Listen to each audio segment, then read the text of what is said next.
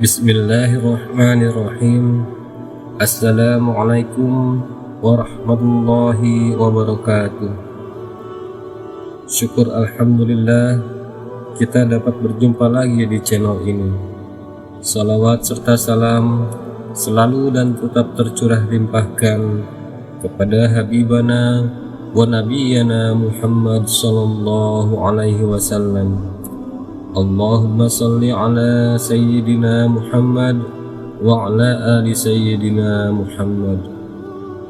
Doa dan harapan saya, semoga sahabatku semuanya selalu dalam lindungan Allah, diampuni segala dosanya, dan dikabulkan segala hajat dan cita-citanya. Amin ya rabbal alamin. Sahabat beriman yang dirahmati Allah, berpuasa di bulan Ramadan adalah ibadah yang mulia dan merupakan salah satu dari rukun Islam. Pahala pada bulan ini dilipat gandakan Allah sampai 700 kali lipat. Sedangkan pahala-pahala orang yang berpuasa akan dibalas langsung oleh Allah Subhanahu wa Ta'ala. Dalam hadis riwayat Imam Bukhari disebutkan, Allah Subhanahu wa Ta'ala berfirman dalam hadis qudsi, orang yang berpuasa itu meninggalkan makan, minum, dan syahwatnya karena taat pada perintahku, Allah. Puasa adalah untukku dan aku yang akan membalasnya. Namun ketahuilah, ternyata banyak hal yang menyebabkan ibadah puasa seseorang menjadi sia-sia. Ibadah yang dilakukannya hanya sebatas penggugur kewajiban saja. Berpuasa tidaklah cukup hanya dengan menahan rasa lapar dan dahaga, tanpa menghiraukan perbuatan yang dapat menghilangkan pahala ibadah puasa tersebut. Banyak orang yang secara lahiriah dia berpuasa, tetapi pada hakikatnya dia tidak berpuasa. Nabi Muhammad SAW bersabda, betapa banyak orang yang berpuasa, namun dia tidak mendapatkan apa-apa dari puasanya tersebut, kecuali rasa lapar dan dahaga. Dari hadis ini memberi peringatan kepada kita bahwa banyak orang yang berpuasa hanya mendapatkan rasa lapar dan dahaga saja. Inilah orang-orang yang benar-benar merugi di hadapan Allah Subhanahu wa Ta'ala. Lantas, apa sajakah perkara yang merusak pahala puasa itu? Imam Ghazali dalam kitabnya Ihya Ulumuddin, beliau mengutip hadis Rasulullah SAW. Ada 5 perkara yang membatalkan pahala orang yang berpuasa, yaitu dusta, ghibah, mengadu domba, bersumpah palsu, dan memandang dengan syahwat.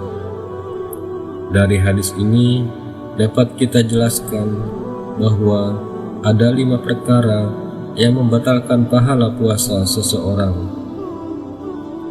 Yang pertama, berkata dusta atau berbohong. Sahabat beriman yang dirahmati Allah, berdusta merupakan perbuatan hina yang timbul dari lisan. Lisan berucap tidak sesuai dengan apa yang diyakinkan dalam hati. Begitu pula dengan perbuatan. Perbuatannya tidak sesuai dengan apa yang diucapkannya.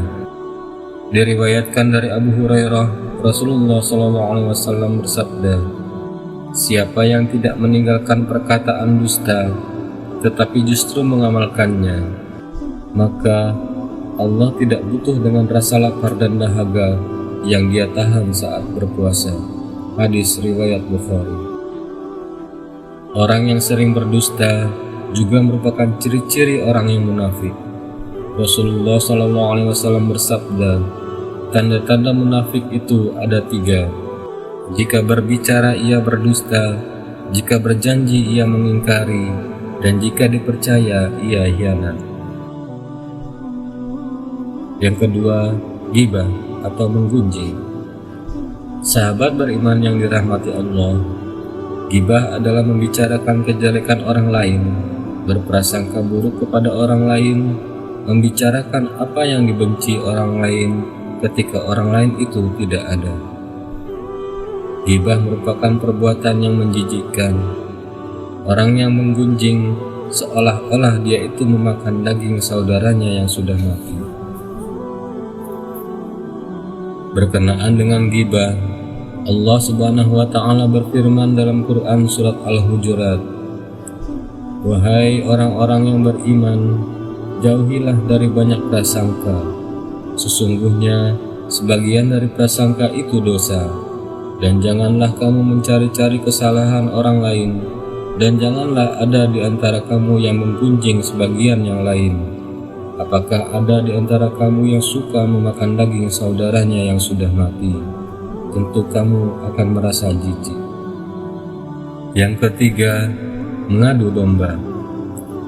Sahabat beriman yang dirahmati Allah, mengadu domba atau namimah berpangkal dari kebencian tidak senang melihat orang lain rukun dan damai. Pelaku namimah akan berusaha menjadikan kedua belah pihak agar saling bertengkar, sehingga tidak sedikit berawal dari adanya pertengkaran, seseorang berani menumpahkan darah. Orang yang suka mengadu domba atau namimah ketika sedang berpuasa, maka sia-sialah puasanya, sebab pahalanya akan terhapus di sisi Allah Subhanahu wa Ta'ala. Dan pelaku namimah diancam oleh Rasulullah Shallallahu Alaihi Wasallam. Dari Huzaifah radhiyallahu anhu, ia berkata, "Aku pernah mendengar Rasulullah Shallallahu Alaihi Wasallam bersabda, tidak masuk surga orang yang suka mengadu domba." Hadis riwayat Muslim. Yang keempat, bersumpah palsu. Sahabat beriman yang dirahmati Allah, mengatakan sumpah tapi berbohong merupakan perbuatan yang dilarang dalam Islam, apalagi jika sampai membawa nama Allah Subhanahu wa Ta'ala di awal sumpahnya. Maka perilaku itu termasuk salah satu dari 3 dosa paling besar. Larangan bersumpah palsu ini dijelaskan dalam Quran Surat Ali Imran ayat 77. Allah Subhanahu wa Ta'ala berfirman, "Sesungguhnya orang-orang yang menukar janjinya dengan Allah dan sumpah-sumpah mereka dengan harga yang sedikit, mereka itu tidak mendapat bagian pahala di akhirat, dan Allah tidak akan berkata-kata dengan mereka dan tidak akan melihat kepada mereka pada hari kiamat, dan tidak pula akan mensucikan mereka. Bagi mereka azab yang pedih." Yang kelima, memandang dengan syahwat. Sahabat beriman yang dirahmati Allah, pahala puasa akan gugur sehingga yang tersisa hanya lapar dan haus saja. Salah satu sumber syahwat yang utama ialah pandangan mata. Apabila mata seseorang jelalatan, tidak menundukkan pandangan pada lawan jenis yang bukan mahramnya, maka ia telah menodai ibadah puasanya. Tujuan berpuasa untuk mengendalikan hawa nafsu, menundukkan dan menahan pandangan untuk tidak melihat secara bebas kepada segala sesuatu yang dicela dan dibenci, serta kepada segala sesuatu yang melalaikan diri untuk mengingat Allah Subhanahu wa Ta'ala. Rasulullah Shallallahu Alaihi Wasallam bersabda, "Pandangan merupakan salah satu anak panah senjata iblis." Sahabat beriman yang dirahmati Allah, itulah 5 hal atau 5 perkara yang dapat merusak pahala ibadah puasa kita. Semoga Allah Subhanahu wa Ta'ala senantiasa merahmati dan mengampuni dosa-dosa kita semuanya, dan semoga Allah Subhanahu wa Ta'ala menerima semua amalan ibadah kita pada bulan Ramadan ini.